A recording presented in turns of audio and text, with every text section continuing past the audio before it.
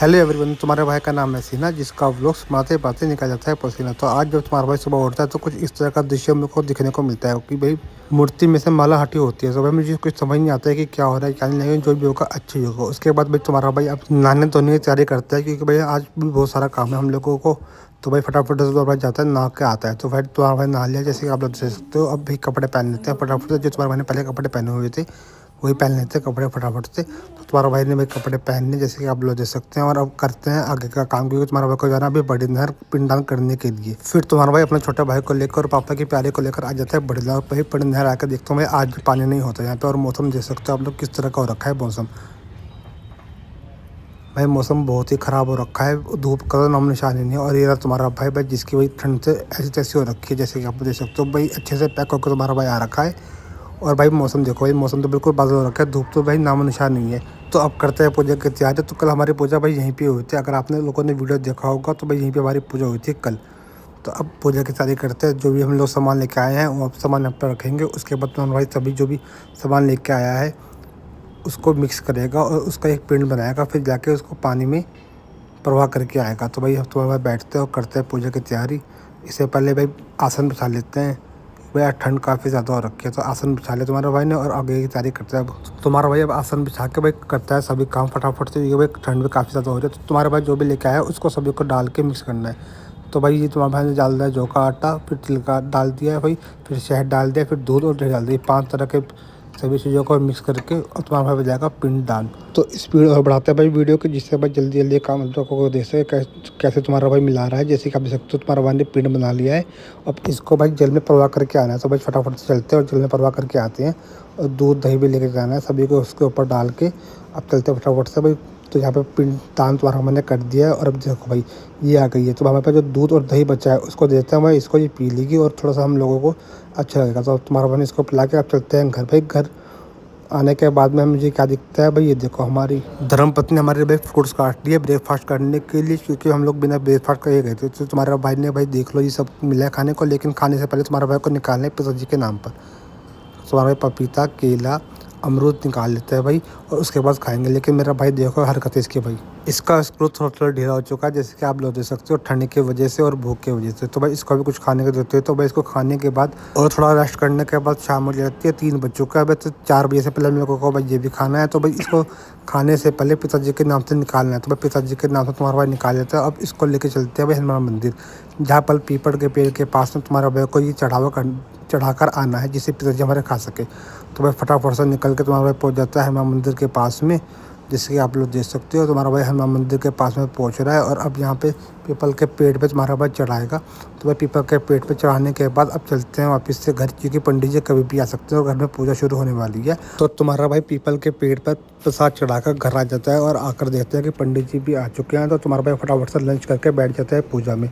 और आज हमारे घर में करुण पुराण का 15वां और 16वां अध्याय होगा। और आशा करता हूँ कि आप लोगों को इस पाठ से आज बहुत कुछ सीखने को मिलता। तो शुरू करते हैं इस पूजा को।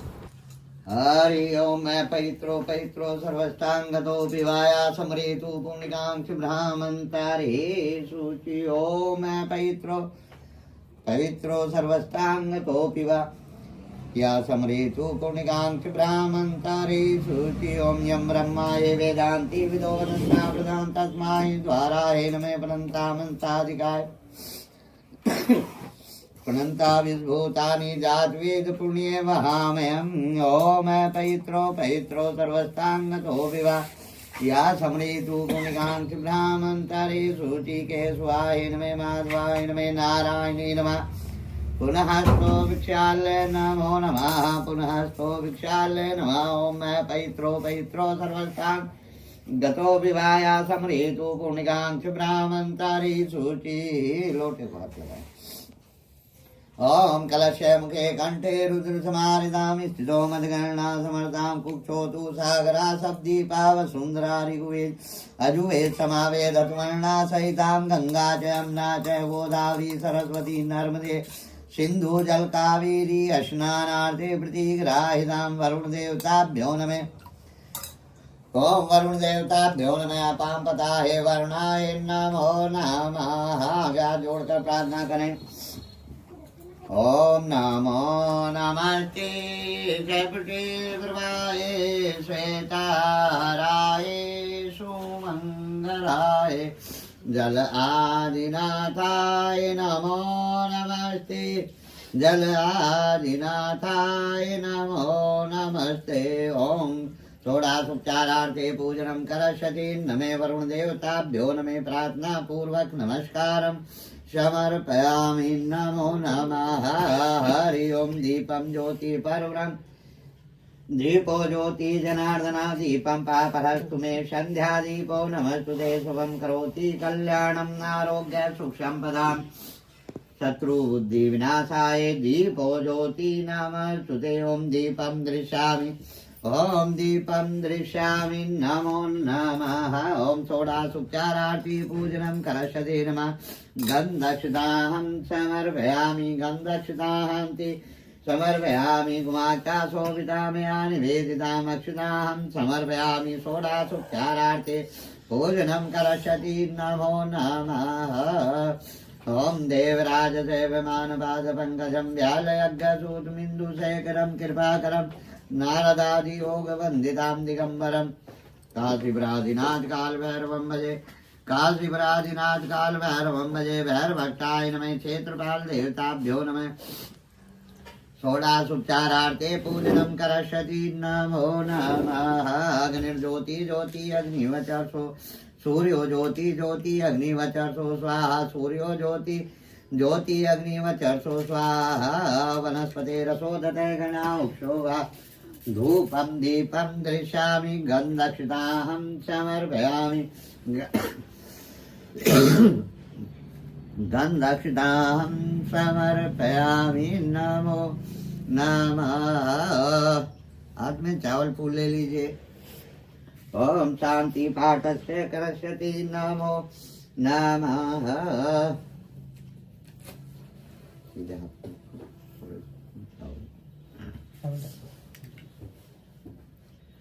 ओम हरि ओम स्वस्ति नेन्द्रवृद्धस्रवाहं स्वस्ति न पूका विश्वेदाः स्वस्ति नारिष्णेमि स्वस्ति नो बृहस्पते ददातु ओम पयो प्रतुवां प्यो दिव्यन्तरिक्षे प्यो धाम प्रदसन्तु महाम ओम विष्णुरराटमसि विष्णु सपने श्री विष्णु ध्रुवे श्री विष्णु विष्णु एता ओम अग्निदेवता वातो देवता सूर्यो देवता चंद्रमा देवता वसो देवता रुद्रो देवता मारुतो देवता ओम धो ओम शांतिरंत्री ओम शांति पृथ्वी शांतिरापा शांति वनस्पते शांति श्यामा शांति शांति रोधे शांति रे शांति ब्रह्म शांति सर्वगुण शांति शांति ओम यथेन्द्रे बृहस्पते ब्राह्मणे तेन्याग्मौते ओम मनोर्ज्योति जुष्टां यस्य बृहस्पते तन्नो तौरिष्यक्षं ते धातु देवामिहां दान्तो प्रतिष्ठाहि नमे सर्वदा सर्वकासु नास्ति तेषां मङ्गलम् येषामधितस्यो भगवान् मङ्गलाय तनो हरि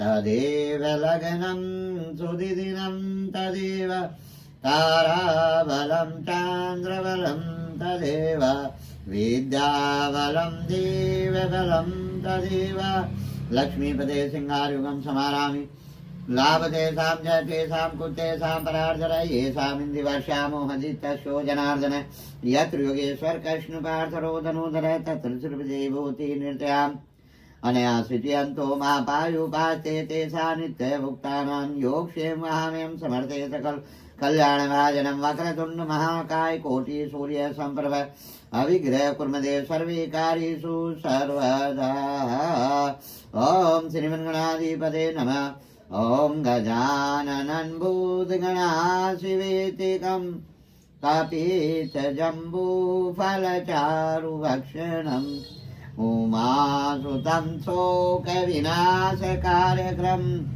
नमामि विघ्नेश्वरपादपङ्कजम् ओम श्रीमन्गणाधिपते नमः हरि ओम मतिकर्णं भैरणं गिरिजाशरणं गणेशा भविन्दे केदारे सन्निवेशनम् योगी सर सर जगदीशं सुमत्यन्दो कपलो गत्कर्णो लंबोदर विक्तो विघ्नाशो दुर्मकेतु बालचंद्रो दत्तानि नमामि विद्यारंभे विवाहे च प्रवेश निर्गमे संग्राम संकट विघ्न तस्य न जायते हरि ओम गणानां त्वा गणपति मुंहवामे प्रियनां त्वा प्रियपति मुंहवामहे निधिनां त्वा निधिपति मुंहवामे वसोऽहम् जानी गर्भदम्मा अम्बे अंबिके अम्बालिके नमनश्य सुभद्रगां कपालिनी वासिनी हेमा दत्तन्यवर्देवी शंकर प्रियां शंकर प्रियां लंबोदरत जननी गौरी वामयम ओम सर्वमंगल्ये मांगल्ये शिवे सर्वार्थसाधिके शरण्ये त्र्यंबके गौरी नारायणी नमोस्तुते। ओम नारायणी नमोस्तुते। ओम नारायणी नमोस्तुते। श्रीमन्गणाधिपते नमः। लक्ष्मी नारायणाभ्याय नमः। उमा महेश्वराभ्याय नमः। वाणी गर्भाभ्याय नमः। साची पुरंदराभ्याय नमः। मातृपितृचरण कलमेभ्यो नमः। ग्राम देवताभ्यो नमः। कुल देवताभ्यो नमः। पितृदेवताभ्यो नमः। अष्टांग देवताभ्यो नमः। वास्तुदेवताभ्यो नमः। सर्वदेवेभ्यो नमः। ब्राह्मणेभ्यो नमः। ओम बुद्धि शुद्धि सहितां श्रीमन्गणाधिपते नमो नमः। ओम विनायक महत्वपूर्ण सदैव नमस्कार गौरी पुत्र वहाम्यहम्। भो गणपते ह्या मंडल ह्या तिष्ठय यजमानस्य कल्याण प्रमदेव। ओम एकदंताय विद्महे गौरी सुताय धीमहि तन्नो गणपते प्रचोदयात्। ओम श्रीमन्गणाधिपते नमो नमः।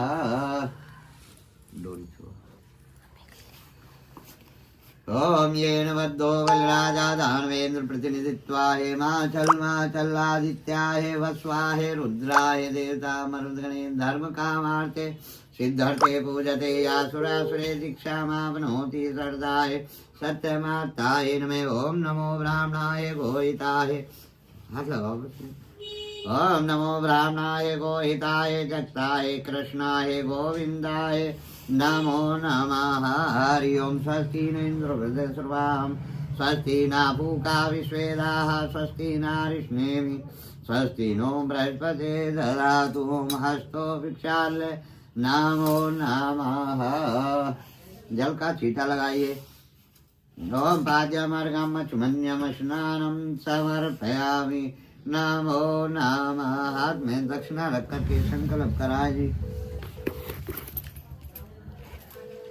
हरि ओम तत्विष्णु विष्णु परमात्मने प्राणसोतम गाय ब्राह्मणे द्वितीय प्रहलादे श्वेता कल्पे विशांतरे मनमंत्रे अष्टविस्तमे कलयुगे कल्प्रथम चरणे जम्बूदीपे भारतखंडे आर्य वर्तन्ते वर्तमान संवत्सरे 2082 संवत् नामे सिद्धार्थ नामे अमुक मासे शुभ मासे शुभ मासे माघ मासे शुभ पक्षे चतुर्थी तिथियां दिनवासरे भौमवार वासरे और पूर्व फाल्गुनी नाम नक्षत्रे तीर्थ स्थान क्षेत्र से हरिद्वार शाकुम्भरी तीर्थ स्थान क्षेत्र से तत्मंडले सहारनपुर मंडले और तत्र नगरे रामपुरी कलोनी नाम नगरे तत्श्रीमान वंशोदय भवः तत्श्रीमान गोत्रोत्पन्नाहम् अमुक गोत्रोत्पन्नाहम् सांडल्य गोत्रोत्पन्नाहम् तत्श्रीमान विवेक सांडल्य जी सीना जी और अतमज्जय तत्श्रीमान स्वर्ग सुनील सिन्हा जी की आत्माओं की शांति निमित्ताय गरुण पाठ से आज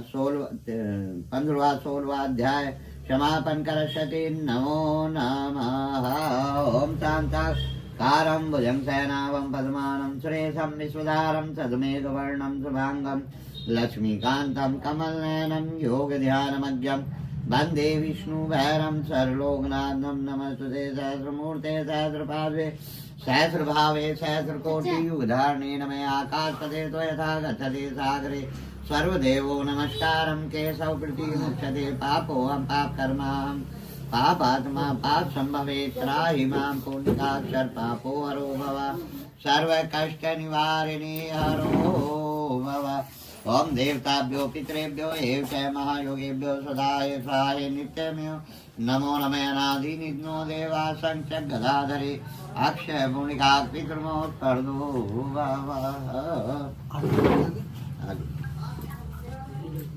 शिव संकल्पम अस्तु।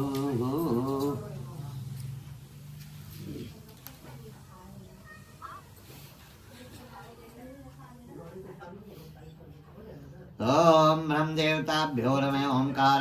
ओंकारं बिंदु सहित ध्यान्ति योगनिका मदमोक्ष च ओंकाराय नमः। ओंकार देवताभ्यो नमः। ओम ब्राह्मणे तीर्थानेत्यष्टनेत्रं चतुर्मुखं गायत्री सहितं देव ब्रह्माम्यहम्।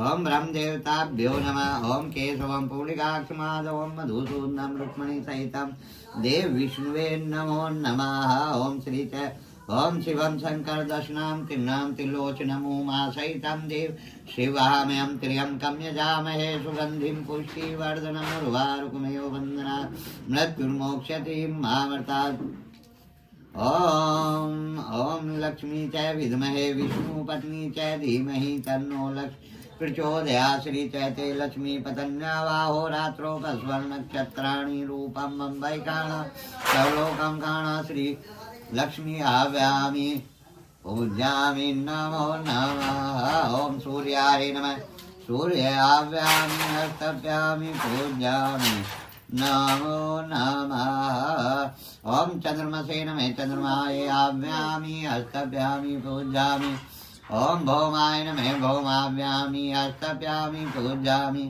ओम बुद्धाय नमः बुद्धाव्यामि हस्तप्यामि पूज्यामि ओम बृहस्पताय नमः बृहस्पताय आव्यामि हस्तप्यामि पूज्यामि ओम शुक्राय नमः शुक्राव्यामि हस्तप्यामि पूज्यामि ओम शनिचराय नमः आव्यामि हस्तप्यामि पूज्यामि ओम राहुवे नमः राहुवे आव्यामि हस्तप्यामि पूज्यामि ओम केतवे नमः केतवे आव्यामि हस्तप्यामि पूज्यामि ओम गौरी बाला साती मेधा सावित्री विजय जया देव सेना सदा स्वामात्रो लोक मात्रो अष्टपुष्टिताम कुलत्मन्य देवताभ्यो नमः षोडास्मात्रेभ्यो नमः आव्यामि हस्तप्यामि पूज्यामि ओम सर्वमंगल्ये मांगल्ये शिवे सर्वार्थसाधिके शरण्ये त्र्यंबके गौरी नारायणी नमस्तुते 64 योगिनेभ्यो नमः ओम सर्पेभ्यो आंतरिक्षतेभ्यो सर्पेभ्यो नमः ओम देवताभ्यो पितरेभ्यो एवं च महायोगेभ्यो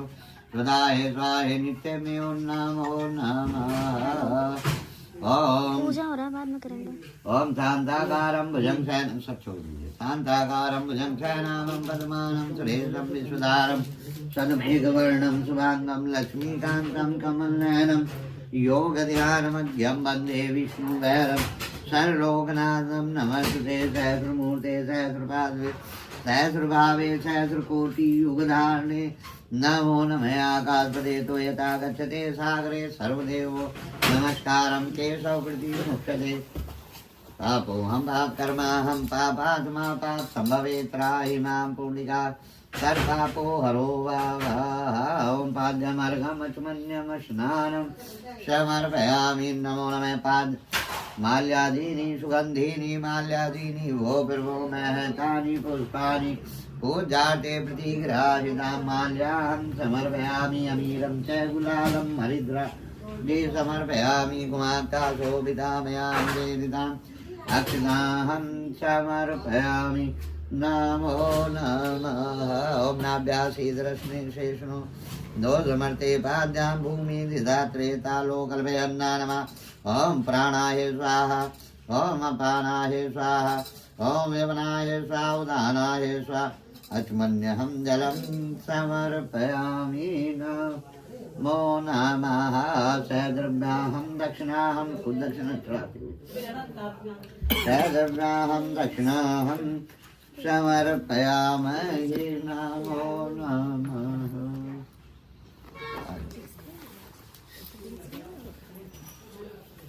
रो लक्ष्मी नारायण भगवान की जय, उमापति महादेव की जय। या कुंदे तुसा ओम गुरुर्ब्रह्मा रे गुरुर्विष्णु गुरुदेवो महेश्वर पर साक्षात् तस्मै श्री गुरुवे नमो नमः।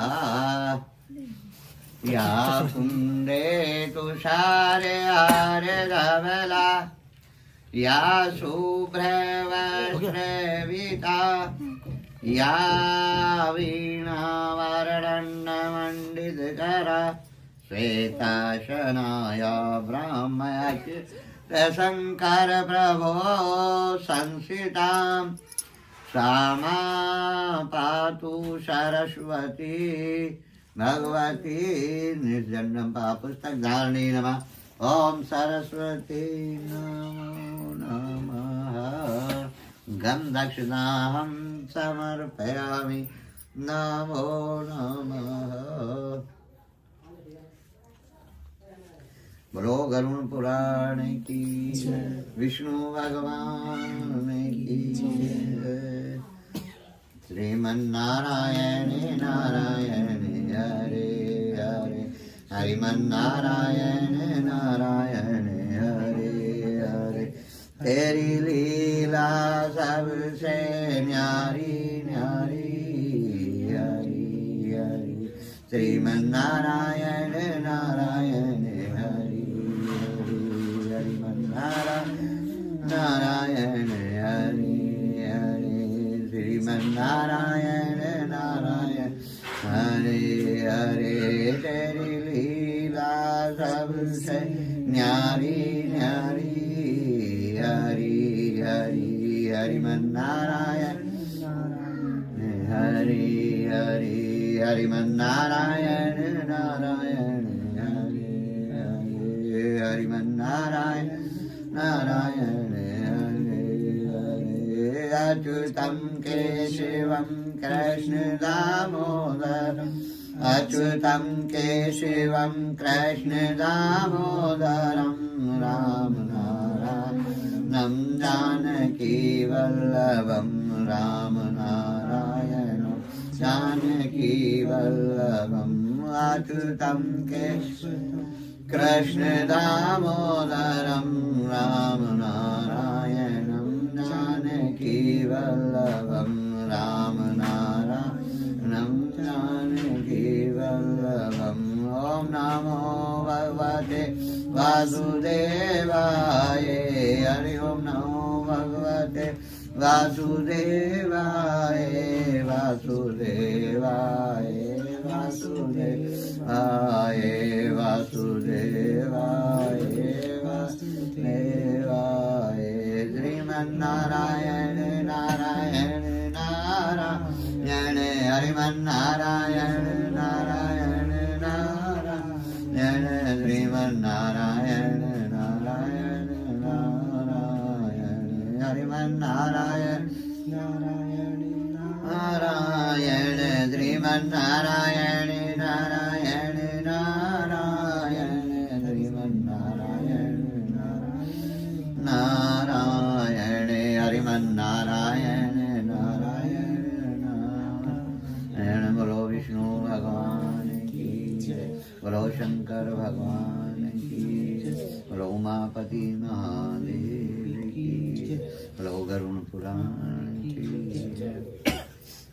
आज 15वां अध्याय में श्री विष्णु गरुण जी विष्णु भगवान से पूछते हैं, कहते हैं धर्मात्मा जनों का दिव्य लोकों का सुख भोग कर उत्तम वंश में जन्म लेना शरीर के व्यवहारिक तथा परमार्थिक 2 रूपों का वर्णन है।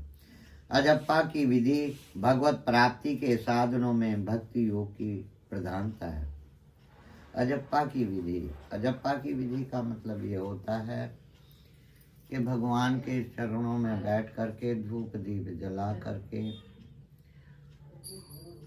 और एक नाक का छिद्र बंद करके उसी नाक से श्वास खींचना मंत्र के द्वारा और दूसरे छिद्र से बाहर छोड़ना मंत्र के द्वारा।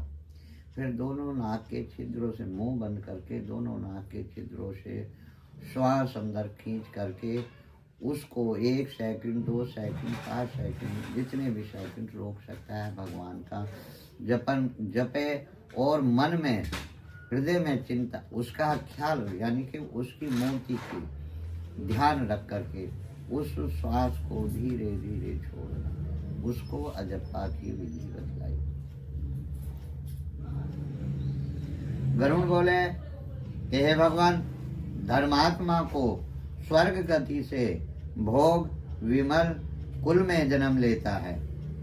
किसकी प्राप्ति से? भगवान। इसलिए माता के उदर से उसकी उत्पत्ति मुझे बताएं। पुण्य आत्मा व्यक्ति इस शरीर में जैसे सोचता है वैसे ही सुनने की इच्छा करता है। श्री भगवान कहने लगे कि हे गरुण, तुमने सही पूछा। मैं तुम्हें परम गोपनीय बात बताता हूँ जिसे जानकर मनुष्य सर्वज्ञ बन जाता है। मैं प्रथम तुम्हें शरीर के परमार्थिक स्वरूप के बारे में बताता हूँ, जो ब्रह्मांड के गुणों से संपन्न है और योनियों के द्वारा धारण करने के योग्य है। इस परमार्थिक शरीर में जिस प्रकार योगी जन षट चक्र का चिंतन करते हैं और ब्रह्म रंध्र में सच्चिदानंद स्वरूप ब्रह्मा का जिस प्रकार ध्यान करते हैं, वह मैं सब तुम्हें बताता हूं।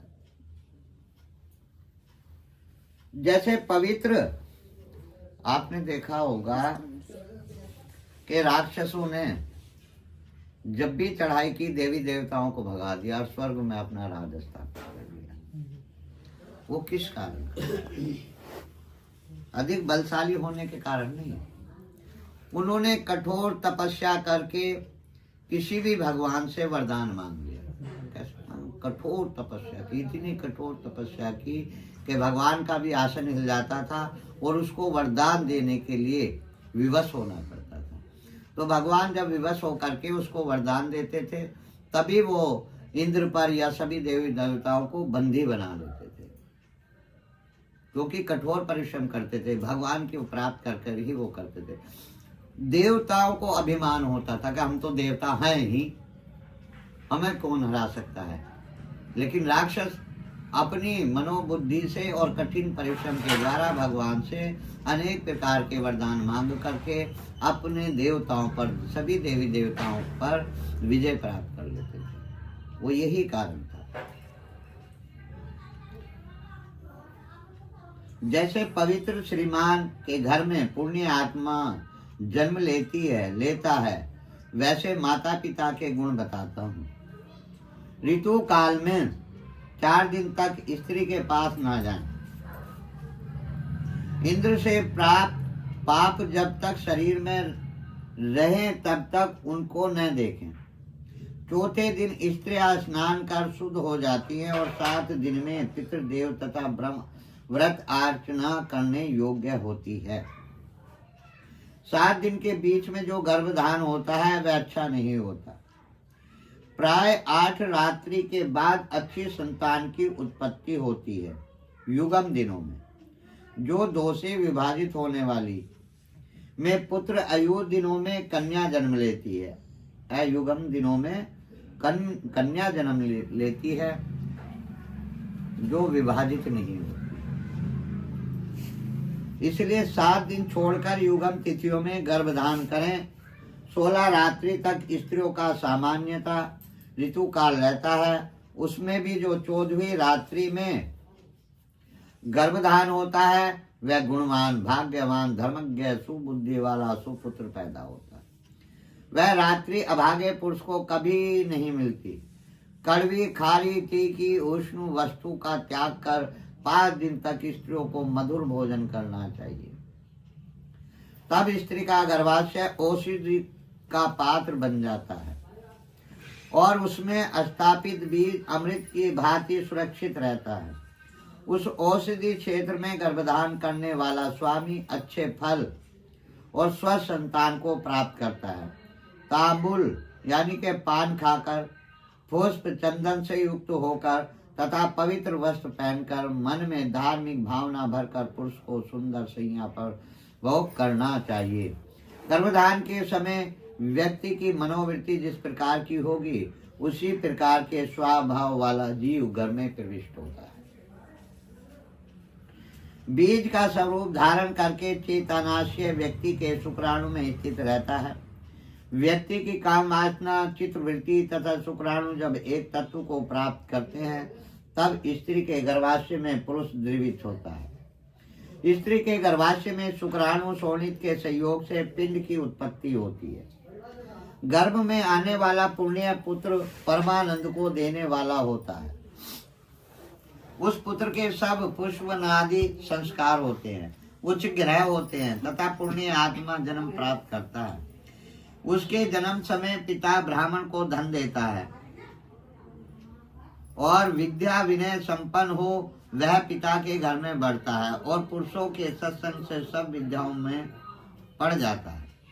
और पूर्व जन्म के जब तीर्थ पुण्य उधर से युवावस्था में सुंदर स्त्री और धन और दान वाला होता है।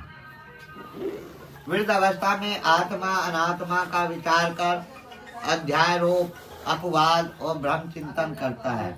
आत्मा ईश्वर, अनात्मा देहादि, अनात्मा पृथ्वी आदि में और ब्रह्मा का अन्वय है। इसके विषय में बोध के लिए मैं पृथ्वी आदि के गुण तुमसे कहता हूँ। पृथ्वी, जल, तेज, वायु, आकाश ये स्थूल भूत देह के कारण है। इनमें से निमित्त है शरीर। हे गरुण, त्वचा, अस्थि, नाड़ी, रोम, मांस ये 5 गुण मैंने तुमको बताए। भूमि का गुण लार, मूत्र, वीर्य, मजा, रुद्र से जल का गुण कहा गया है। अब तेज के भी गुण सुनो।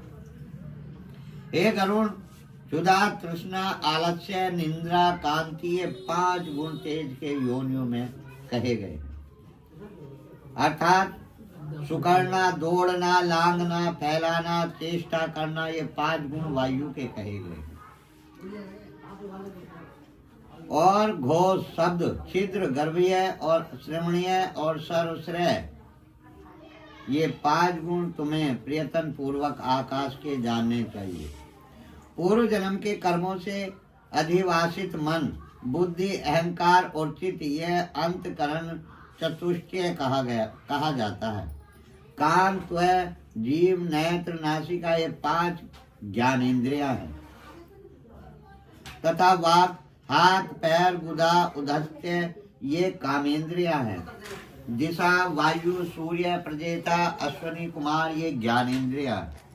तब वही इंद्र, विष्णु, मित्र तथा प्रजापति ये कामेंद्रिय देवता कहे गए। और इंद्रा, पिंगला, शूरपुन्ना, गधारी, गज, तिहा, पुष्पा, अश्वनी, अलबुसा, कहू और शाकनी ये शरीर के मध्य में स्थित 10 नाड़ियां हैं। प्राण, अपान, समान, उदान, व्यान, नाग, कूर्म, उकल, देवदत्त और धनंजय ये हृदय में प्राण हैं। गुदा में अपान, समान, वायु, नाभि मंडल, उदान वायु, कंठ प्रदेश में व्यान वायु सब शरीर में रहता है। बमन, नाग वायु से उन्मिलन और कुर्म वायु से छीक, कुकल वायु से जिम्भाई और देव धृत वायु से होते हैं। और सर्वव्यापी धनंजय मरे हुए को भी नहीं त्यागता। ग्रास तथा खाया गया अन्न सब अंगों को पुष्ट करता है। व्यान वायु अन्न के रस को सब नाड़ियों में ले जाता है। आहार किए हुए अन्न को वायु 2 हिस्सों में विभाजित करता है। भोजन गुदा में आकर के अन्न जल ये दोनों अलग अलग हो जाते हैं। पीठ जटार अग्नि के ऊपर जल और जल के ऊपर अन्न आता है। उस अन्न के नीचे प्राण वायु धीरे धीरे पहुंचाता है, अग्नि को प्रज्वलित करता है। तब तक वह वायु से धोखा हुआ अग्नि रस और मैल को अलग अलग करता है। उस रस को व्यान वायु सब शरीर में ले जाता है तथा 12 द्वार से अन्न जल को बाहर निकालने के रास्ते हैं। कान, आँख, नासिका, जिह्वा, दांत, नाभि, नाखून, गुदा, गुप्तांग तथा सिराय और समस्त शरीर में स्थित छिद्र और लोम ये 12 मल के निवास स्थान हैं। जैसे सूर्य के प्रकाश प्राप्त करके प्राणी अपने अपने कर्मों में प्रवृत्त होते हैं, उसी प्रकार ये सभी वायु अपने अपने कर्मों में प्रवृत्त रहती हैं। हे गरुण, जब नर देह के 2 रूप के बारे में सुनो, एक व्यवहारिक दूसरा परमार्थिक, 2 शरीर होते हैं। हे विनीता के सुत, व्यवहारिक शरीर में 3.5 करोड़ रोम, 7 लाख केस, 20 नख तथा 32 दांत सामान्य बताए गए हैं। इस शरीर में 1000 पल यानी कि 64 मांस और 100 पल रक्त, 10 पल मेदा, 70 पल त्वचा, 12 पल मजा और 3 तल महारक्त होता है। पुरुष के शरीर में 2 कुड़वे यानी कि 10 मास का 1 कुड़वा शुक्र और स्त्री के शरीर में 1 कुड़वा रज होता है। समस्त शरीर में 360 हड्डियां कही गई हैं। शरीर में स्थूल और सूक्ष्म रूप से करोड़ों नाड़ियां हैं। इसमें 50 पल पित्त, और उसका आधा अर्थात 25 फल सलेस्मा कप बताया गया है। निरंतर उत्पन्न होने वाले मल मूत्र की गिनती नहीं है। इस गुण वाले शरीर का नाम व्यवहारिक है। अब परमार्थिक शरीर में 14 भुवन, 7 पर्वत, 7 द्वीप, 7 सागर, सूर्य आदि 9 ग्रह हैं। परमार्थिक शरीर में 14 भुवन और 7 पर्वत, 7 द्वीप, 7 सागर, सूर्य आदि 9 ग्रह है। परमार्थिक शरीर में 6 चक्र होते हैं जो ब्रह्मांड में गुण प्राप्त होते हैं, वे इसमें भी होते हैं। उन्हीं के गुणों को तुमसे कहता हूं जो योग की धारण के स्थान है, जिनकी भावना से जीव विराट रूप में लीन हो जाता है। पैरों के नीचे तल लोक, पैर के ऊपर वितल लोक, घुटनों में सुतल लोक, जंघाओं में महातल लोक और जंघाओं की जड़ में तातल लोक, गुहा देश में रसताल लोक, कमर में पाताल लोक, नाभि के बीच में भूलोक, पेट में भवलोक, हृदय में स्वर्ग लोक, गले में महालोक और मुख में जनलोक, ललाट में तपलोक और ब्रह्मरथ में सत्यलोक। इस प्रकार 14 भुवन है। और त्रिकोण के मध्य में मेरु, अंधकोण में मदर, दाहिनी कोण में कैलाश, वाम कोण में हिमाचल, ऊर्ध्व रेखा में निषद, दाहिनी ओर की रेखा में गंध मादन तथा बाई ओर की रेखा में रमणचल नामक पर्वत स्थित है। ये 7 कुल पर्वत इस परमार्थिक शरीर में है। अस्थियों में जम्बू द्वीप, मजा में शाख द्वीप, मांस में कुश द्वीप, सिराओं में कोच द्वीप, त्वचा में शालिमली द्वीप और रोम समुद्र में गोमेद द्वीप और नख में पुष्कर द्वीप की स्थिति जाननी चाहिए। तत्पश्चात सागरों की स्थिति इस प्रकार है। पेशाब में खारा सागर, दूध में क्षीर सागर, कफ में मदरा सागर, मजा में धृत सागर, रस में रस का सागर, खून में दही का सागर। हे गरुण, कंठ के अंतर्गत लंबिका में सुवादुर जल का सागर है। नाद चक्र में सूर्य, बिंद चक्र में चंद्रमा, नेत्रों में मंगल, हृदय में बुध और ब्रह्मांड में बृहस्पति, वीर्य में शुक्र, नाभि में शनि, मुख में राहु, वायु में केतु आदि 9 ग्रह हमारे शरीर में स्थित है। इस प्रकार सर्वात्मक स्वरूप द्वारा अपने शरीर का चिंतन करें।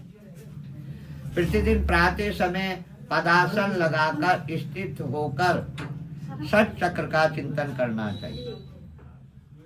अजप्पा क्रम से करें। मुनियों को मोक्ष देने वाली अजप्पा नाम गायत्री का है।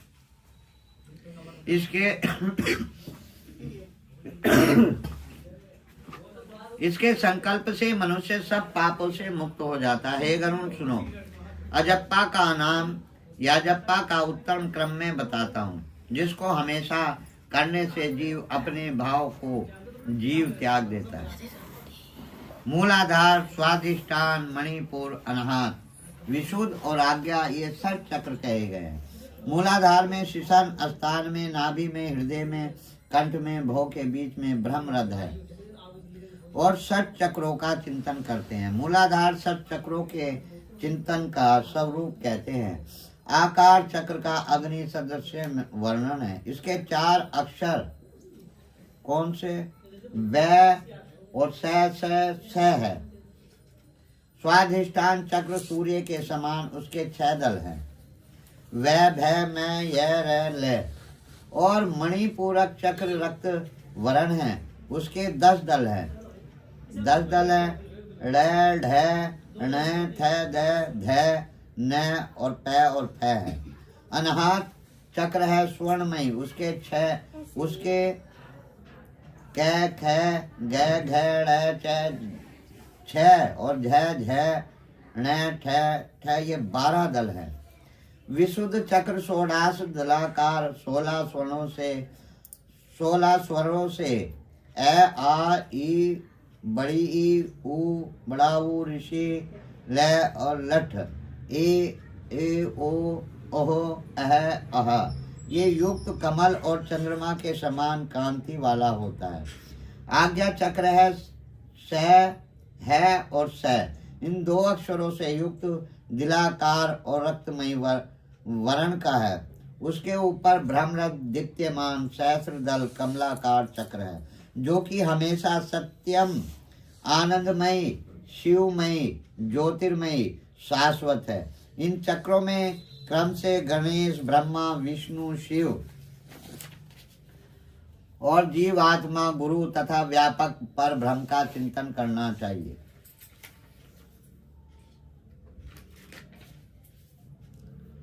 अर्थात मूलाधार चक्र में गणेश का, स्वाधिष्ठान चक्र में ब्रह्मा जी का और मणिपुर चक्र में विष्णु का, अनाहत चक्र में शिव का, विशुद्ध चक्र में जीवात्मा का, आज्ञा चक्र में गुरु का और सहस्र चक्र में सर्वव्यापी पर ब्रह्म का चिंतन करना चाहिए।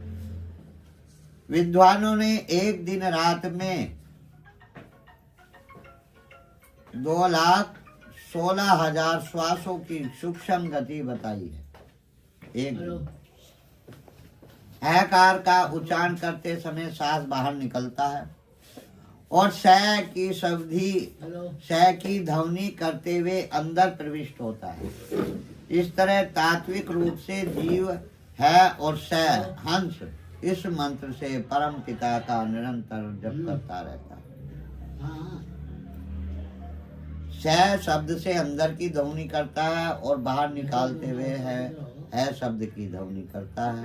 तो हंस इस मंत्र से परमात्मा का निरंतर जप चलता रहता है और इस जप संख्या में 600 गणेश हेतु, 6000 ब्रह्मा, 6000 विष्णु के लिए और 6000 शिव जी के लिए, 1000 जीवात्मा के लिए, 1000 गुरु के लिए, 1000 चैतन्य स्वरूप आत्मा के लिए समर्पित करें।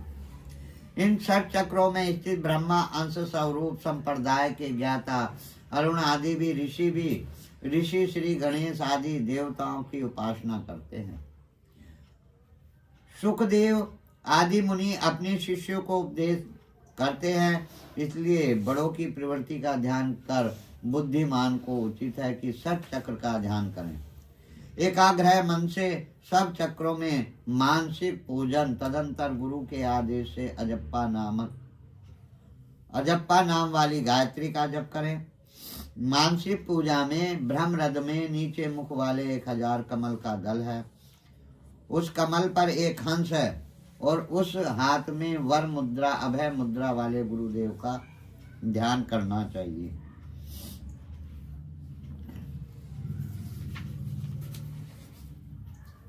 गुरु चरणों से निकलती हुई अमृतमयी धारा से अपने शरीर को प्रक्षालित होता हुआ सा चिंतन करें। फिर पंचोपचार से पूजा करके स्तुति पूर्वक प्रणाम करना चाहिए। तदंतर कुंडलीन का ध्यान करना चाहिए, जो 6 चक्रों में 3.5 विलय में स्थित है। आरोह तथा अवरोह के रूप में 6 चक्र में संचारण करती है। तदंतर ब्रह्मरथ से वर्णित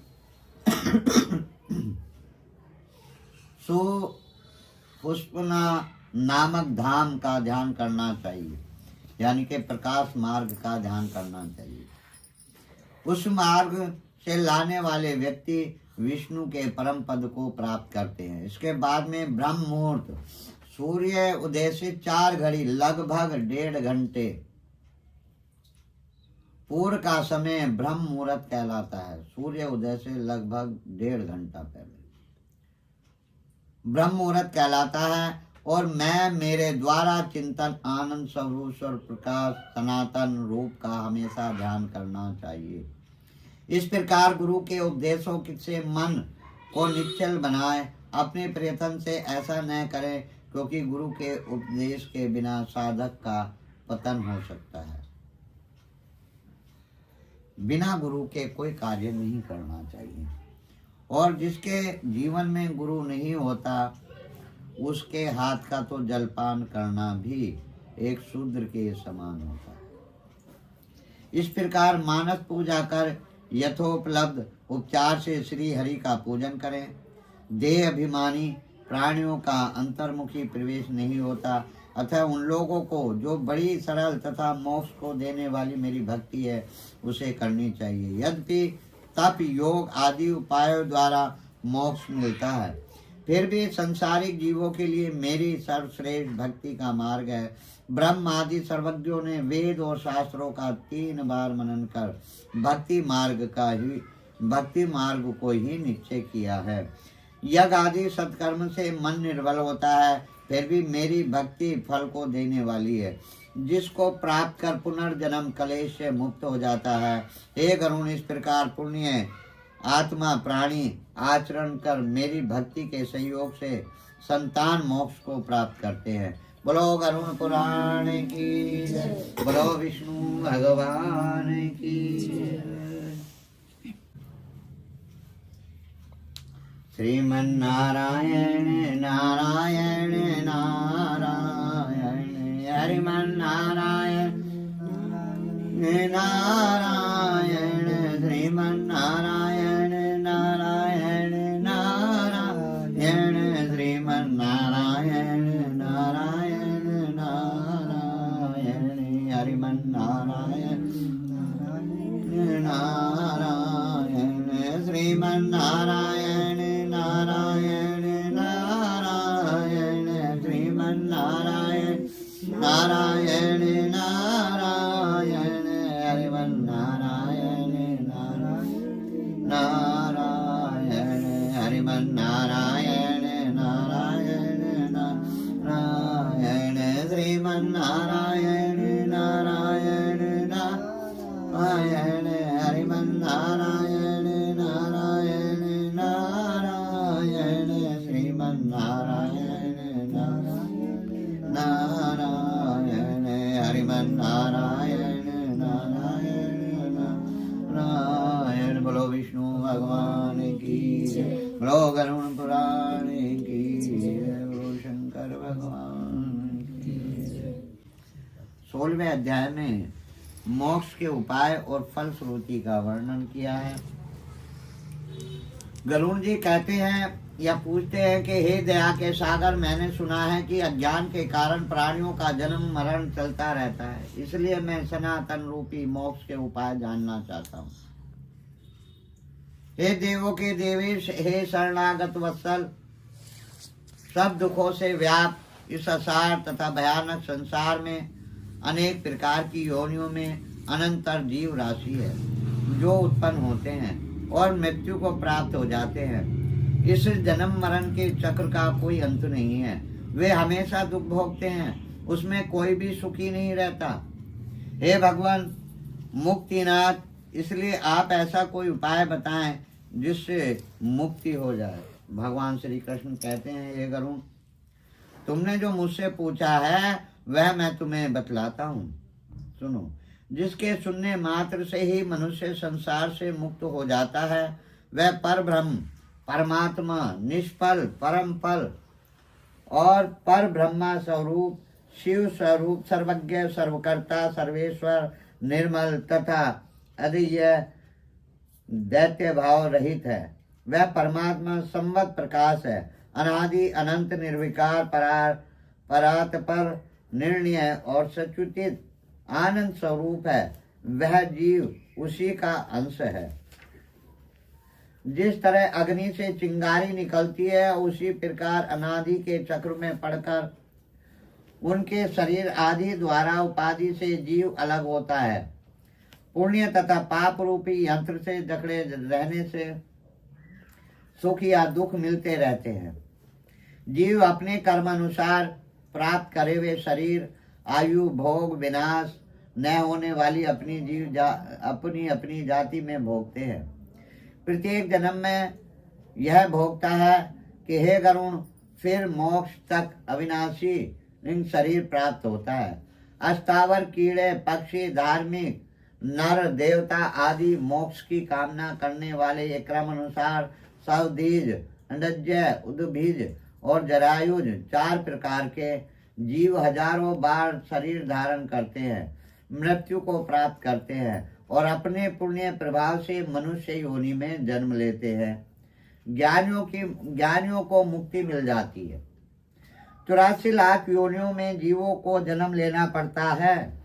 मनुष्य योनि के अंतर्गत अन्य योनियों में तत्व ज्ञान नहीं होता। मनुष्य योनि के अतिरिक्त अन्य जीवों में ज्ञान नहीं होता। लाखों बार संसार में विभिन्न योनियों में जन्म लेने के पश्चात यदि पुण्य पुंज रहा तो जीवों को कभी मनुष्य जन्म से लाभ हो सकता है। इस प्रकार मोक्ष साधन स्वरूप अप्राय मनुष्य योनि को प्राप्त कर अपने तारण का उपाय जो नहीं करता उसे अधिक पापी अन्य कौन होगा। नर के हाथ पैर आदि रमणीय हो, उत्तम वंश में जन्म प्राप्त कर अपने हित की बात को नहीं सोचे तो भ्रमघाती होता है। बिना देखे किसी को भी पुरुषार्थ नहीं होता है। इसलिए शरीर रूपी धन की रक्षा कर पुण्य कर्मों का साधन कर सदा आत्मा की रक्षा करें, क्योंकि आत्मा से ही सब होता है। इसकी रक्षा में प्रयत्न करना चाहिए। जिंदगी बनी रहेगी तो अनेक शुभ अवसर मिलते हैं। गांव, क्षेत्र, धन, घर, शुभाशुभ कर्म पुण्य प्राप्त हो सकते हैं, किंतु मनुष्य शरीर पुण्य प्राप्त नहीं हो सकता। इसलिए बुद्धिमान व्यक्ति हमेशा शरीर की रक्षा का उपाय करते हैं। कुष्ठ आदि के रोगों में भी शरीर को त्यागने की तैयार नहीं होते। कुष्ठ आदि जो रोगी होते हैं या कोढ़ी जो होते हैं वो भी रोगों से अपने शरीर को त्यागने को तैयार नहीं होते, यानी कि मरने को जल्दी तैयार नहीं होते। शरीर की रक्षा के धर्माचरण के उद्देश्य से धर्माचरण, ज्ञान प्राप्ति हेतु ज्ञान, ध्यान और योग्य की सिद्धि हेतु, फिर ध्यान योग से मनुष्य अविलंब मोक्ष प्राप्त कर लेता है। अहित कार्यों में यदि आत्मा व अपने को न बचाया तो फिर अन्य कौन हितकारी है। जो आत्मा को पार लगा दे, जो व्यक्ति इस जन्म में नरक रूपी रोग की दवाई नहीं करेंगे तो पशु आदि योनियों में जाकर नरक व्याधि की दवा क्या करेंगे। वृद्ध अवस्था बांगनी के समान है। वृद्ध अवस्था बागनी के समान है। आयु फूटे हुए घड़े के समान है। जिस प्रकार घड़े का पानी धीरे धीरे उस तरह शत्रुओं की तरह रोग आक्रमण करते हैं। इसलिए मोक्ष देने वाले कर्म करने चाहिए। जब तक दुख अपना घर नहीं करता, जब तक विपत्तियां नहीं आती, जब तक इंद्रियों में विकार नहीं होता, इससे पहले ही कर्म का अभ्यास करें, तत्व का अभ्यास करें। घर में आग लगने पर कुआं खोदते हो, ये बुद्धिमानी नहीं होती। शरीर में बुढ़ापा आने से पहले अनेक कर्मों से संसार में बीतने वाले कल का ज्ञान नहीं होता। वह बहुत ही आश्चर्य की बात है। प्राणी अपने हित रूपी सुख दुख को नहीं पहचानता।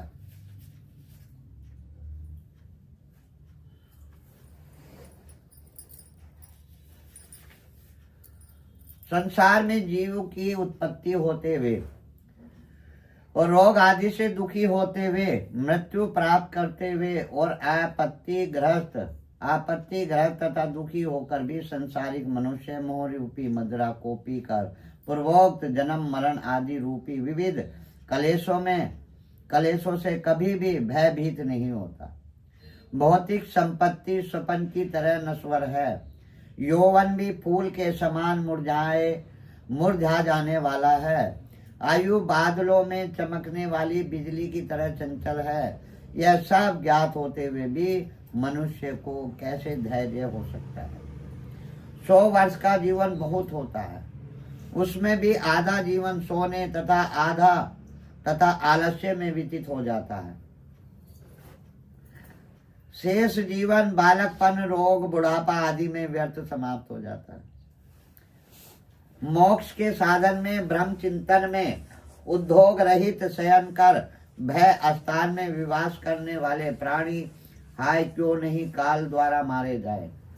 जल की बूंद की तरह शरीर में जीव को दबाकर अस्थिर प्रिय के श्वास में कहीं स्थिर रह नहीं सकता। अहित करने वाले को अपना हितैषी माने, अध्रुव को अटल माने, अनर्थ में अपनी अभिसिद्धियां मानने वाले व्यक्ति मुक्तिदायक आत्मज्ञान नहीं जानते।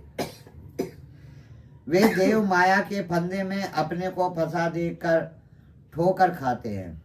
सुनकर भी नहीं समझते, पढ़ने पर भी अज्ञान बने रहते हैं। यह कोई नहीं समझता कि मैं काल रूपी अथाह संसार में मगन हूँ, जिसमें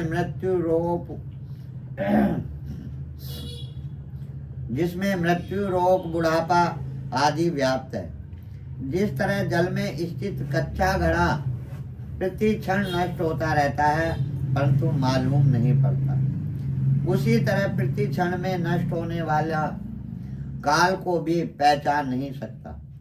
घर में हवा भी बांधी जा सकती है, आकाश को भी खंड खंड किया जा सकता है, लहरों को गूंथा जा सकता है, परंतु आयु में आस्था या स्थिरता नहीं रख सकता। जिस तरह काल के द्वारा पृथ्वी जल जाती है, मेरु पर्वत भी चूर चूर हो जाता है, सागर का पानी भी सूख जाता है, उस काल से मनुष्य शरीर की रक्षा की क्या कथा है। मेरा पुत्र, मेरी पत्नी, मेरा धन, मेरा भाई, इस प्रकार मैं पुकारते हुए मनुष्य रूपी बकरे को हठ पूर्वक काल रूपी भेड़िया मार डालता है। यह मैंने कर लिया, यह करना शेष है, यह दूसरा कार्य अभी कुछ करना शेष है, इस प्रकार की इच्छा से युक्त मनुष्य को यमराज अपने वश में कर लेता है। जो कल करना है उसको आज करो, जो शाम को करना है उसको प्रातः कर लो, क्योंकि तुमने कितना काम किया और कितना काम शेष है इस बात का काल समय प्रतीक्षा नहीं करता, मृत्यु प्रतीक्षा नहीं करती। और मृत्यु रूपी शत्रु को अपने पर आक्रमण का वृद्धावस्था में आकर मार्ग बतलाया। जिसके सैनिक असाध्य रोग हैं, इनसे बचने वाले ईश्वर की शरण में क्यों नहीं जाते। प्राणियों को तृष्णा रूपी सुई नोच नोच कर विषम रूपी घी में गिराकर राग दोष रूपी अग्नि से पक्का मृत्यु भोजन करती रहती है। यह संसार ही ऐसा है कि बालक, युवा, वृद्ध, गर्भस्थ चाहे जो भी हो, सबको मृत्यु घेरे रहती है।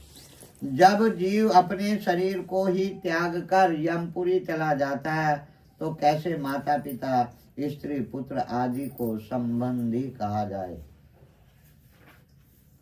यह संसार दुखों का मूल कारक है, इस कारण इस संसार से जिसका संबंध है वही दुखी है, और जिसने इस संसार का त्याग कर दिया वह सुखी है।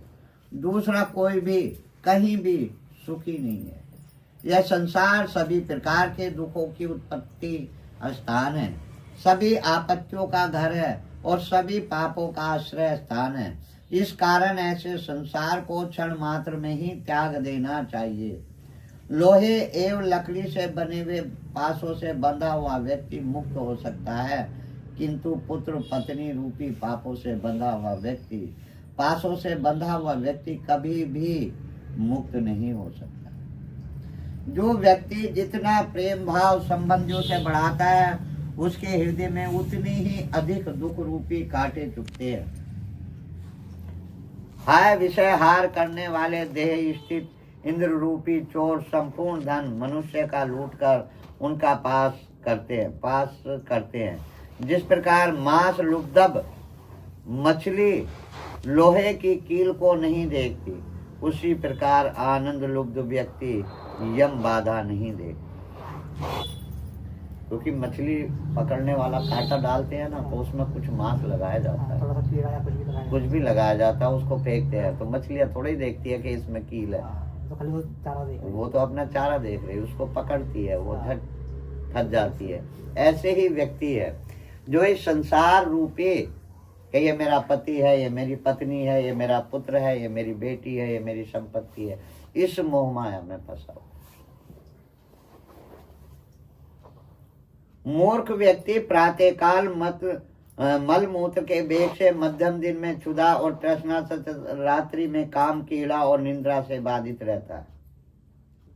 हाय यह खेद की बात है कि अज्ञान से मोहित होकर सभी जीव अपनी देह, धन, पत्नी आदि में असक्त होकर बार बार पैदा होते हैं और मर जाते हैं। इसलिए देह एवं पुत्र कलत्र आदि के साथ सदा असक्त का त्याग कर देना चाहिए। यदि अपने विवेक बल से उसका सर्वथा त्याग न कर सके तो उससे आसक्ति भाव को देह वो आदि से हटाकर महापुरुषों के साथ संबंध बनाना चाहिए, क्योंकि सत्पुरुष संसारिक शक्तियां रूपी रोग से भरते हैं।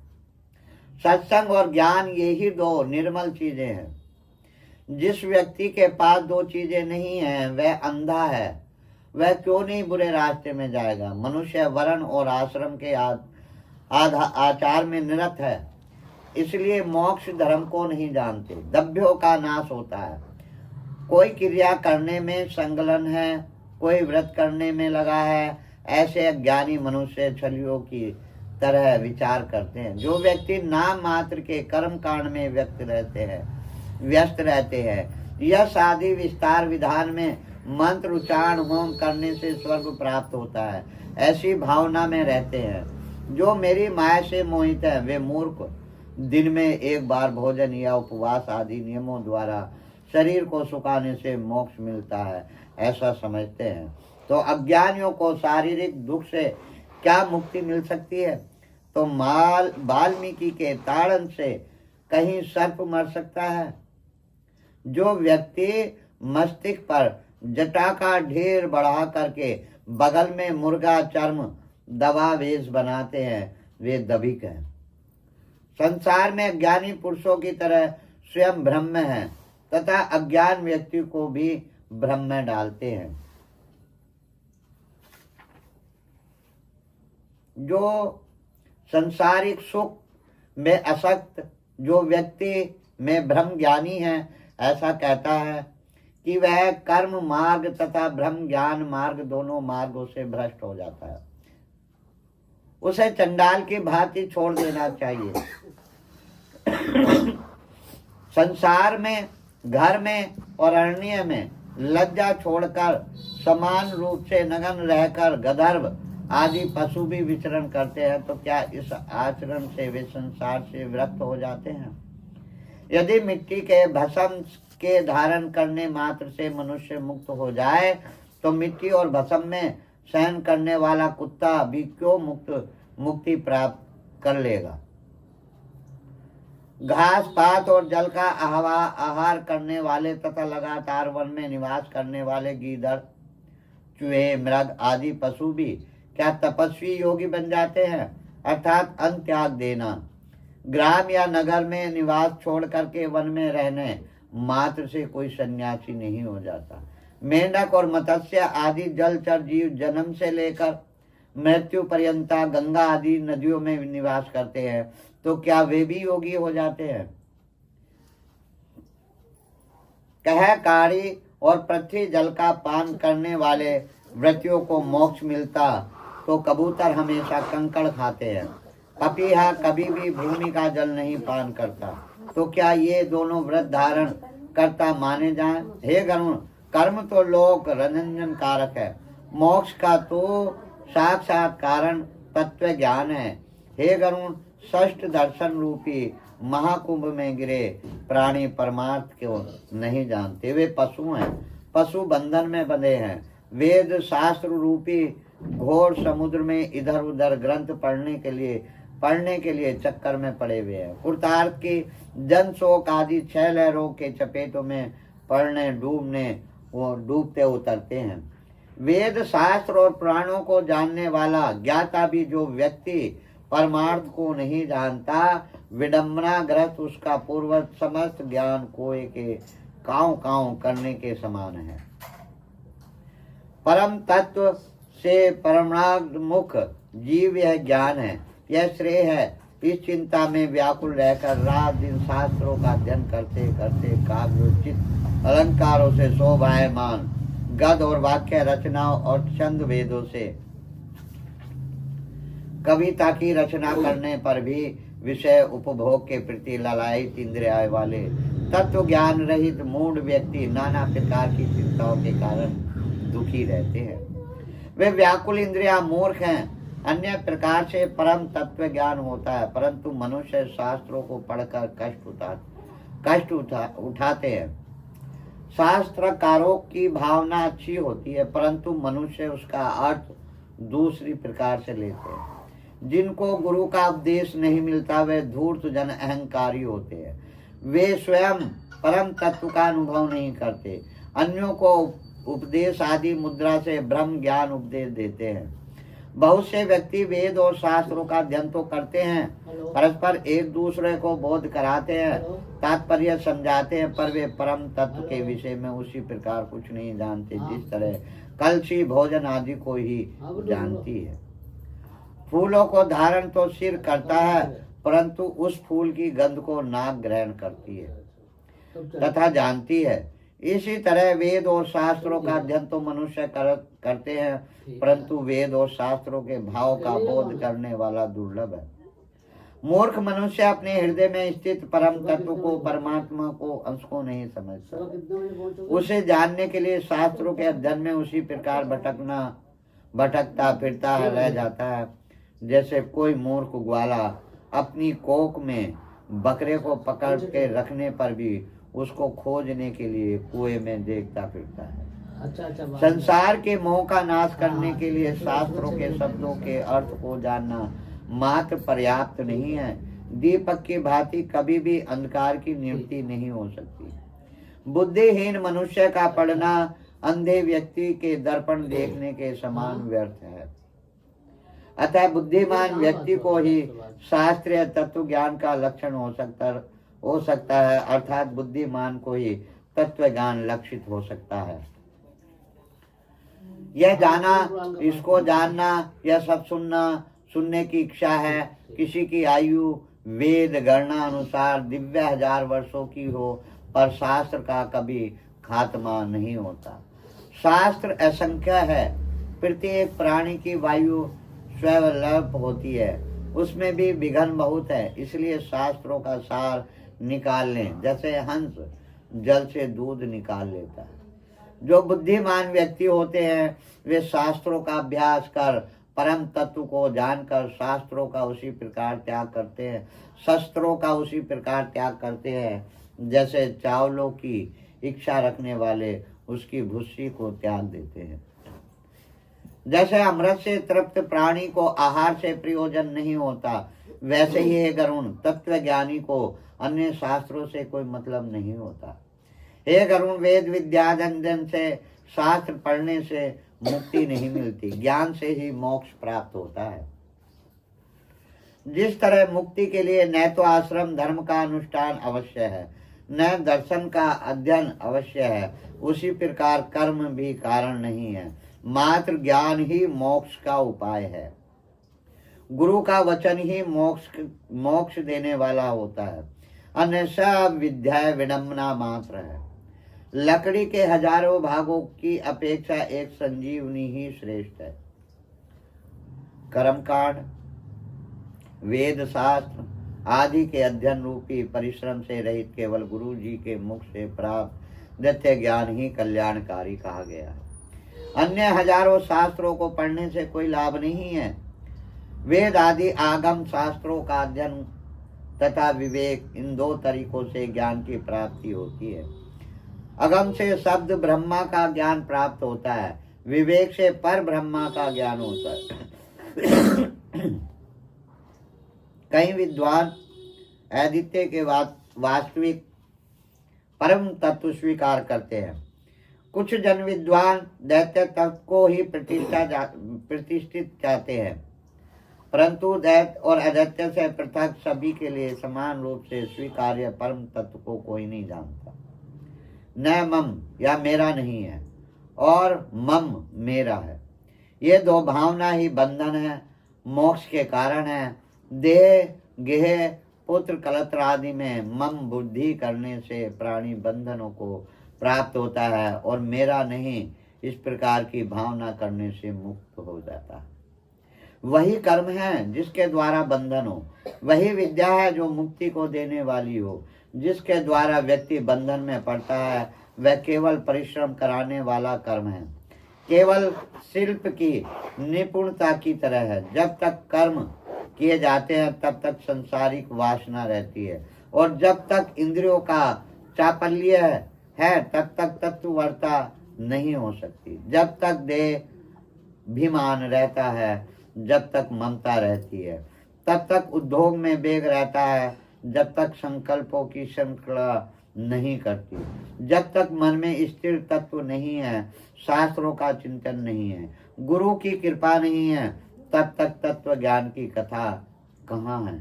तब व्रत, तीर्थ, यात्रा, जप, होम, पूजा, वेद, शास्त्र, अगम आदि की कथा जब तक तत्व ज्ञान नहीं होता तब तक चलती रहती है। रोज मंदिर में जाओ, एक लोटा जल चढ़ाओ, रोज मंदिर जाओ, एक लोटा जल चढ़ाओ, रोज भजन कीर्तन करते रहो, वहाँ हथेलियाँ बजाते रहो, नाचते गाते रहो, क्या उनसे मोक्ष मिलता है? नहीं मिलता। मन में तो ये रहता है कि मैं आज सोमवार का दिन है, भजन करके आया हूँ या आई हूँ, और उससे ब्याज भी लेना, उससे पैसे भी लेने हैं, उसे पैसे भी देने हैं, मुझे ये भी करना, मुझे वो भी करना, मुझे उससे इतने पैसा लेना है, ये मन में चलता रहेगा। वहाँ भजन की तो उसको तत्व ज्ञान या परमात्मा की कहाँ प्राप्ति होगी? वो तो एक लोग दिखावे के लिए मंदिर जाना होता है, या समय काटने के लिए मंदिर जाना होता है, या तुझ मुझ की बुराई देखने के लिए मंदिर जाना होता है। वहाँ मंदिर जाते कि वो जो था वो ऐसे जल चढ़ा रहा था, मैंने ऐसे जल चढ़ाया, वो पंडित मुझे देख करके, मुंह देख करके फल देता है या नहीं देता है, ये इस तरीके की भावना वहाँ प्रकट होती है। और जो मंदिर में पंडित रहता है उसकी निगाह भी एक चील के कौवे के समान होती है। वो देखता है कि ये क्या चढ़ा के जा रहा, वो क्या चढ़ा के जा रहा, ये 10 रुपए चढ़ा के जा रहा, और वो 100 रुपए चढ़ा के गया, वो 50, और यो कुछ भी नहीं चढ़ा के गया। तो इसे वैसे ही प्रसाद दूंगा और उसे वैसे ही प्रसाद दूंगा। तो उसकी निगाह भी एक कौवे के, चील के समान बनी रहती है। और तुम मंदिर से निकलो, वो झट जाएगा अंदर, देखेगा 10 रुपए चढ़ाए, ला जेब में रख। 100 रुपए चढ़ाए, यार ये भगत अच्छा है, ला जेब में रख। ये भावना वहां बनी हुई रहती है, कुदरती बन जाती है। किसी को अगर प्रमाण की जरूरत है तो मंदिर में कुछ समय के लिए बैठ करके देख ले, उसकी निगाह उसी के समान हो जाती है। वो हमेशा यही देखता रहता है कौन क्या चढ़ा कर गया है, कौन कितना धन चढ़ा कर गया है या कौन नहीं चढ़ा कर गया। और निंदा में नील रहते हैं, निगम रहते हैं, मन हमेशा निंदा में लगा रहता है। वहां से भजन कीर्तन करके आते हैं, आपस में ही चुगलखोरी करने लगते हैं। तो ये कुछ नहीं है। जब तक भगवान को अपने मन में धारण करो, अच्छे कर्म करो, किसी की चुगली मत ना करो, किसी को बुरा मत ना कहो, वो परमात्मा की देन, वो चीज होती है। किसी का दुखी करके पैसा ना लो, किसी को दुखी ना होने दो। कोई व्यक्ति हमसे सहायता मांगने आया है, हम पे है सामर्थ्य है, अपनी सामर्थ्य के अनुसार उसको दे दो, कभी धिक्कारो मत। अगर वो हष्टपुष्ट शरीर वाला भी है तो उसको पहले दे दो, ज्ञान मत दो, उसका गुरु मत बनो। समझा सकते हो देने के उपरांत। देने से पहले ही आप उसके गुरु बन गए तो वो तो भाग जाएगा। रोज मंदिर में मांगने जाते हैं, कभी भगवान को देते हुए देखा है? वो हमेशा जो हमारे कर्मों में है वो ही देगा, चाहे रात दिन मंदिर में पड़े रहो। हमें दुख भोगना है तो भोगेंगे, चाहे रात दिन मंदिर में पड़े रहो। क्यों? क्योंकि आत्मा हमारी छलिया मात्र में है, मोह मात्र में। हे गरुण, इसलिए सब प्रयत्न से, चाहे किसी भी अवस्था में हो, यदि मुक्ति की इच्छा रखते हो तो हमेशा तत्वनिष्ठ बनो, आध्यात्मिक बनो, अदैविक बनो, आदि भौतिक और 3 तापों से सनत्व जीव मोक्ष रूपी वृक्ष का आश्रय लेता है। उसका धर्म और ज्ञान से पुण्य है। स्वर्ग मोक्ष के ये फल है। इसलिए भी गुरु मुख से ज्ञान द्वारा आत्म तत्व को जानना चाहिए। बिना गुरु के गति सती नहीं है, चाहे आप कितनी ही पूजा करें। अंत काल के आ जाने पर व्यक्ति जब भय छोड़कर अनशक्त रूप शस्त्र से देह गेह आदि विषय मम तत्व को काट डाले, वह धीर पुरुष घर से निकलकर पवित्र तीर्थ के जल में स्नान करके पवित्र और एकांत देश में विधिवत आसन लगाकर बैठ जाए और शुद्ध परम निवृत्ति ब्रह्म अक्षर अर्थात ओम का मन में अभ्यास करे तथा ब्रह्म बीज स्वरूप ओमकार का निरंतर स्मरण करके श्वास को जीत करके मन को नियंत्रित करे। बुद्धि रूपी सारथी वाले मन के द्वारा विषय से रोक कर्म के फेरे में पड़े हुए मन को अच्छे कार्य में बुद्धि द्वारा परिवर्तन करे। परम धाम रूप ब्रह्म, परम पद रूप ब्रह्म मैं हूँ, ऐसी भावना को निरूपादि आत्मा में अपने मन द्वारा स्थापित करें। एकाक अक्षर यानी कि ब्रह्म ओमकार का जप तथा मेरा स्मरण करते हुए अपने शरीर को जो तत्व ज्ञानी त्यागते हैं उनको उत्तम गति मिलती है। जहाँ ज्ञान वैराग से वर्जित दार्भिक व्यक्ति भी नहीं जाते वहाँ सुविधि जनों को उत्तम गति मिलती है। मैं इस संबंध में तुम्हें बताता हूँ, जो मान तथा मोह से वंचित है, जिन्होंने असक्त रूपी दोष को जीत लिया है, आध्यात्मिक ज्ञान में जो नित्य स्थिर है, जो निष्काम सुख दुख और द्वंद्वों से मुक्त हो गए हैं, ऐसे ज्ञानी व्यक्ति उस परम पद को प्राप्त करते हैं। ये पूर्व जन्मों का कुछ भोग होता है जिससे व्यक्ति को परम गति और मोक्ष मिलता है। कुछ इस जन्म में जो मनुष्य जन्म होता है उसमें करने मात्र से फल मिलता है और गुरु के बिना गति प्राप्त नहीं होती। चाहे कितना भी बड़ा विद्वान हो या ज्ञानी हो या कितने भी बड़े तप तीर्थ स्थान में जाता हो, वो बिना गुरु के सदगति प्राप्त नहीं कर सकता, बिना गुरु के ज्ञान नहीं प्राप्त करता। ज्ञान कुंड में सत्य रूप जल भर राग दोष मल को दूर कर जो मानस तीर्थ में स्नान करता है उसको मोक्ष प्राप्त होता है। जो बीत बैरागी हो, जो अनन्य भाव से मुझे भजता है, उसे पूर्ण प्रज्ञा प्रसन्न आत्मा को मोक्ष प्राप्त होता है। जो घर छोड़कर मरण उत्सव हो, तीर्थ में रहता हो और मुक्ति क्षेत्र में जो मरता है उसको भी मोक्ष प्राप्त होता है। अयोध्या मथुरा माया यानी कि कनखल हरिद्वार काशी अविंतिका द्वारका ये 7 पुरियां मोक्ष प्रदान करने वाली हैं। हे गुरु ने इस प्रकार ज्ञान वैराग सहित सनातन मोक्ष को कहा है। जिसको सुन मोक्ष प्राप्त होता है, तत्वों को मोक्ष मिलता है, धार्मिक व्यक्तियों को स्वर्ग मिलता है, पापियों की दुर्गति प्राप्त होती है और वे खग आदि योनि में जन्म लेते हैं और मरते हैं। इस प्रकार सभी शास्त्रों का सारोद्वार मैंने 16 अध्याय में कह दिया। अब तुम्हें और क्या सुनना चाहते हो? सूत जी बोले, हे राजन, गरुण जी ने भगवान कृष्ण के मुख से ऐसे वचन सुनकर उन्हें बार बार प्रमाण करके हाथ जोड़कर इस प्रकार कहा, हे देव आदिदेव, हे नाथ, हे प्रभु, अपने अमृतमयी वचनों को सुनकर भव सागर से उद्धार किया। अब मेरा संदेह समाप्त हो गया और मैं कृतार्थ हो गया, इसमें जरा सा भी संशय नहीं है। इतना कहकर गरुण जी मौन होकर भगवत ध्यान परायण हो गए और स्मरण करने से जो दुर्गति का हरण कर लेता है, पूजन और यज्ञ के द्वारा जो सदगति प्रदान करते हैं और अपनी परम भक्ति के द्वारा जो अपने निज भक्तों को मुक्ति देते हैं, वह श्री हरि भगवान मुझे भव सागर से पार कराए। ओम श्रीमन नारायण नारायण नारायण हरिमन नारायण नारायण नारायण श्रीमन नारायण नारायण हरिमन नारायण नारायण नारायण श्रीमन नारायण नारायण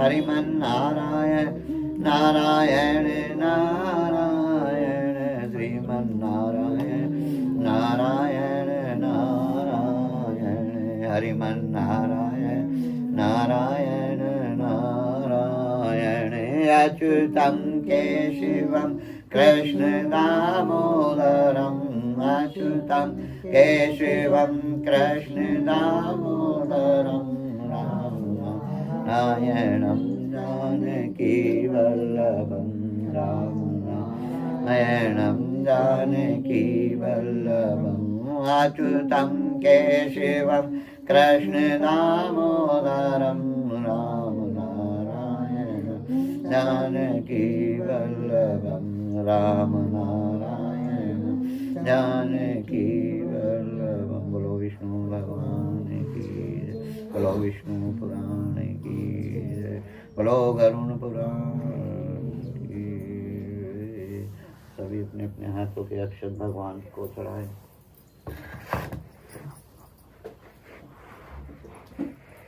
ओम देवताभ्यो पितृभ्यो ये च महायोगेभ्यो सदाय स्वाय नित्यमेव नमो नमः अनादि निघ्नो देवा संचगदाधरे अक्षय भूमिका।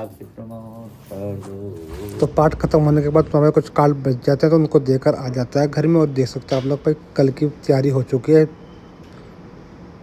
पंडाल लग चुका है जैसे कि आप लोग देख सकते हो भाई। जो कल पूजा होगी तो मिलते हैं आप लोगों से कल। व्लॉग अच्छा लगा तो लाइक शेयर कमेंट जो करें और चैनल को सब्सक्राइब करना ना भूलें। धन्यवाद।